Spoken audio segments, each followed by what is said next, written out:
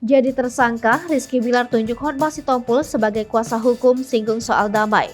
Rizky Bilar resmi ditetapkan sebagai tersangka kasus KDRT pada Rabu 13 Oktober. Pasca ditetapkannya Bilar sebagai tersangka, Hotma Sitompul menyambangi Polres Metro Jakarta Selatan pada Rabu 12 Oktober 2022 malam. Ia mengatakan bahwa dirinya telah ditunjuk sebagai kuasa hukum Rizky Bilar. Sebagai kuasa hukum Rizky Bilar, ia akan mengupayakan untuk kliennya berdamai dengan Lesti Kejora. Selain itu, pihaknya juga akan mengajukan permohonan penangguhan. Rizky Bilar setelah ditetapkan sebagai tersangka, dirinya belum ditahan di penjara, melainkan akan diperiksa terlebih dahulu sebagai tersangka.